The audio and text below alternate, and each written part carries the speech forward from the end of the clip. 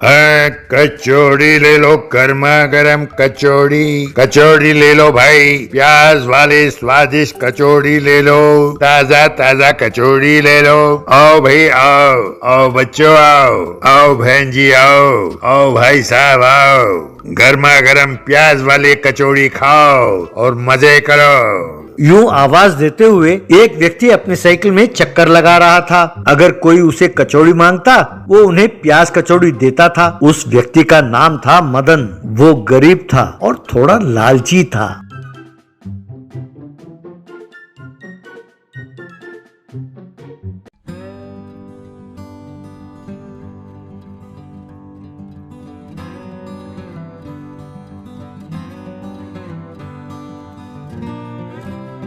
एक दिन वो अरे कचौड़ी ले लो, गर्मा गर्म कचौड़ी, प्याज वाले कचौड़ी ले लो। अरे भाई प्याज वाले कचौड़ी ले लो, गर्मा गर्म कचौड़ी कहकर आवाज देते हुए गांव के बाहर आ गया। वहां उसे एक तालाब के पास दो व्यक्ति शीशा लेके बैठे हुए दिखाई दिए। वो सूरज की किरणों को उनके शीशे द्वारा पानी में भेज रहे थे। ये देखकर मदन हैरान रह गया। मदन अपने आप से, वो जो लड़का बैठा है वो तो अपने गांव का गोपी है, लेकिन वो जो सूट बूट पहनकर बैठा है वो दूसरा, वो कौन है? हो ना हो वो जरूर कोई शहरी है। यूं सोचकर उसने अपना साइकिल रोका और उनके पास गया। अरे भाई तुम लोग कर क्या रहे हो? क्यों गोपी तुम क्या कर रहे हो? ये तो भाई अजीब है, ये क्या है? तब गोपी, अरे भैया तुम ना कुछ पूछो ना मैं तुम्हें कुछ बताऊंगा, बस समझ जाओ। तब वो शहरी, अरे भाई जिसे कुछ पता ना हो उसे सब अजीब ही लगता है। ये दुनिया ही अजीब दिखती है, क्या तुम्हें दिखाई नहीं देता? हम मछली पकड़ रहे हैं। तब मदन हैरान होकर, क्या तुम मछली पकड़ रहे हो? अरे मैंने लोगों को जाल फेंक कर मछली पकड़ते हुए देखा है, लेकिन ये तो बड़ा अजीब है, तुम पकड़ कैसे रहे हो? तब वो शहरी, भैया ये एक स्पेशल तरीका है, पानी में उतरकर कीचड़ से लथपथ होने की जरूरत नहीं है, ना जाल फेंकने की जरूरत, ना कांटा डालने की। तब मदन, सच भैया मुझे भी सिखाओ ना, बड़ी मेहरबानी होगी। तब वो शहरी, अरे हम कैसे सिखाएं? ये तो हमारे दादा परदादा ने हमें सिखाया था, अब यूं ही मुफ्त में किसी के भी कहने पर हम उनसे सिखा देंगे हैं? मैं तुम्हें इतना भोला दिखाई देता हूँ? मैंने इसे तो यूं ही सिखा दिया था कि चलो कोई बात नहीं। अब देखो ये तो मेरे साथ मुकाबला कर रहा है मछली पकड़ने में, अब इसकी वजह से मेरा बहुत नुकसान हो रहा है। तुम 1000 रुपए दोगे तो मैं तुम्हें सिखाऊंगा। तब मदन, 1000 रुपए? ठीक है ये लो, कहकर अपनी जेब से 1000 रुपए निकाल कर दिया।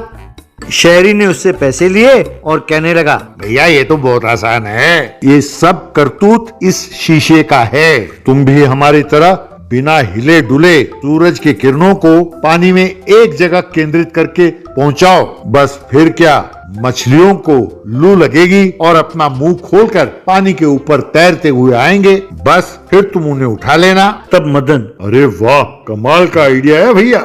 वैसे अब तक आप कितने मछली पकड़ चुके हैं? तब वो शहरी, भाई तुम्हें मिलाकर पूरे 6 हो गए। तब मदन, क्या मुझे मिलाकर? इसका क्या मतलब हुआ? यानी तुमने मुझे धोखा दिया? भाई ये तो धोखा है, मेरे साथ धोखा हो गया, इसने धोखा दिया, कहकर चिल्लाने लगा। तब वो व्यक्ति, अरे भैया चिल्लाना बंद करो, तुम्हारे पैसे मैं लौटा दूंगा, कहकर उसने गोपी को 500 रुपए दिए और कहने लगा, ये लो भैया तुम्हारे 500 रुपए, वो शीशा देना, इसे देना है। कहकर गोपी के हाथ से वो शीशा ले लिया। तब गोपी वहाँ से चला गया। तब उसने मदन को वो शीशा दिया और कहने लगा, अब लो इसे पकड़ो और जब तक कोई और बकरा ना फंसे तुम यूं ही खड़े रहो, उसके आते ही तुम अपने पैसे ले लो और यहाँ से चलते बनो, लेकिन तुम उनसे कुछ नहीं कहोगे, समझे? चलो चलो खड़े हो जाओ। तब मदन, भाई ये तो बहुत गलत है, मैं तो कुछ जानने के लिए आया था तुम्हारे पास और तुमने मेरे साथ धोखा किया। भाई तुम्हारा बेड़ा गर्क हो जाएगा, तुम्हारा सत्यानाश होगा, कहकर वो शीशा पकड़कर खड़ा रहा। थोड़ी देर बाद मदन ने गोपी को दूर से आते हुए देखा। उसके साथ 4 व्यक्ति और थे और सबके हाथ में डंडे थे। शहरी उनको देखकर, अरे वाह सब बकरे एक साथ आ रहे हैं, वैसे सबके हाथ में डंडे क्यों हैं भैया? तब मदन, डंडे इसलिए हैं क्योंकि हम गांव वालों को किसी ने धोखा दिया तो हम उसे छोड़ते नहीं हैं, वो तब तक नहीं सोते जब तक उसके जान ना ले लें, वो सब तुम्हारी जान लेने आ रहे हैं। तब वो आदमी, बाप रे, ये लो भैया तुम्हारे सारे पैसे, अब मैं दोबारा इस गांव की तरफ नहीं आऊंगा, कहकर वहां से भाग गया। तब मदन ने उन लोगों को उनके उनके हिस्से के पैसे बांटे और फिर अपने पैसे लेकर साइकिल में वहां से चला गया। ये कहते हुए, हाँ भाई कचौड़ी ले लो, गर्मा गर्म प्याज की कचौड़ी, कहकर वहां से जाने लगा।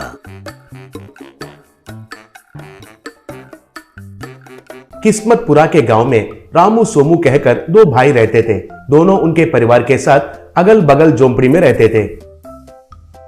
दोनों उनके पिता का दिया हुआ नारियल के खेतों में काम करते थे। उन नारियल को मार्केट में बेचकर पैसे कमाते थे। रामू अच्छा आदमी था और दान करने का स्वभाव था। मुश्किलों में रहने वालों को उसके पास कितने पैसे रहते थे वो सब कुछ देता था। लेकिन सोमू तो एक नंबर का कंजूस था, बिल्ली को भी भीख नहीं देता था। उसके जैसे ही उसका पत्नी भी थी। एक बार रामू का बेटा बीमार होकर बिस्तर पकड़ लिया। डॉक्टर आकर जांच करके, रामू इसका दिल बहुत कमजोर है, तुरंत ऑपरेशन करना है, तुरंत पैसों का इंतजाम करो, 10 लाख तक खर्चा हो सकता है, कहा। तब क्या करना है रामू को समझ में नहीं आकर रामू ने सोमू को उधार पूछा। तब सोमू, क्या 10 लाख उधार चाहिए? उसके बदले तुम्हारे खेत बेच दोगे?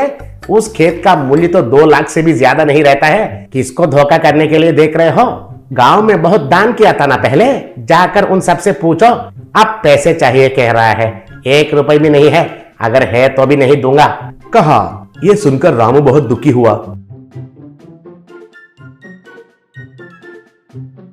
अगले दिन रामू नींद से उठकर देखा तो उधर एक छोटा सा मशीन दिखाई दिया। तब रामू उसकी पत्नी से, ये क्या है, कहां से लेके आई हो ये मशीन, किसका है, पूछा।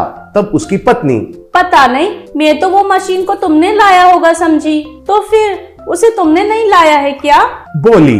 तब वो मशीन, मैं एक मायावी मशीन हूँ, गरीब लोगों की मदद करती रहती हूँ। आपके बच्चे के मामले में आपको मदद करने के लिए आई हूँ। आप मेरे अंदर नारियल का छिलका डालेंगे तो मैं आपको नारियल का तेल देती हूँ। वो ऐसे वैसे नारियल का तेल नहीं है, मायावी तेल है। अगर उस तेल को सर पर लगाएंगे तो टकला वालों का सर में भी बाल आएगा।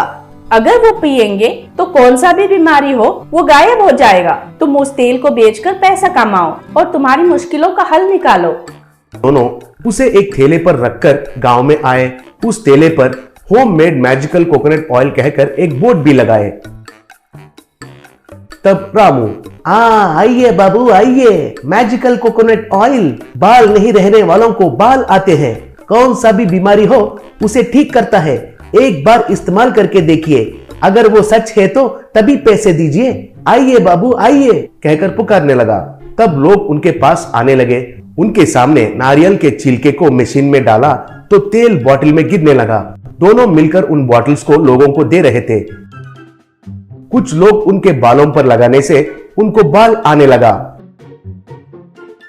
कुछ लोग उसे पीने से उनका बीमारियां ठीक हो गए। ये बात गांव में फैल गया। अगले दिन से रामू नारियल के छिलकों को मशीन में डालने लगा तो तेल निकलने लगा। बहुत लोग आकर वो तेल खरीद कर जाने लगे। उनको पैसे भी अच्छे से मिलने लगा। उन पैसों से वे उनका बच्चे का इलाज भी करवाए। एक बड़ा सा घर और बंगला भी खरीद लिए। उनका ये विकास को देखकर सोमू वाले ईर्ष्या से जलने लगे। कैसे भी करके उस माया मशीन को चुराने के लिए प्लान करने लगा सोमू। घर में मशीन से रामू, माँ आपकी दया से हम अब अच्छा हाल में पहुंच गए, अब आपका जरूरत हमें नहीं है, आप कहीं और जाकर हमारे जैसे मुश्किल में रहने वालों का मदद कीजिए, कहकर दोनों उनको प्रणाम किए। ऐसे दोनों सोने लगे। उस रात को सोमू रामू के घर में घुसकर उस मशीन को चुरा लिया। उसे ले जाकर उसके घर में रखा। तब उसकी पत्नी, अरे वाह, कितना अच्छा काम किया है तुमने। अब से हम इस मशीन से तेल बनाकर उसे बेचकर उनके जैसे अच्छा पैसा कमा सकते हैं, बोली। तब सोमू उस मशीन में नारियल के छिलके डाल रहा था तो उसकी पत्नी दिलचस्पी से देखने लगी। लेकिन उस मशीन में से सांप और बिच्छू निकलकर उनके ऊपर गिरकर काटने लगे। तब वे दोनों बाप रे बाप, बचाइए बचाइए कहकर चिल्लाते हुए उधर से भाग गए। तब वो मशीन हवा में उड़कर दूसरा मुसीबत में रहने वालों को ढूंढते हुए उधर से चली गई।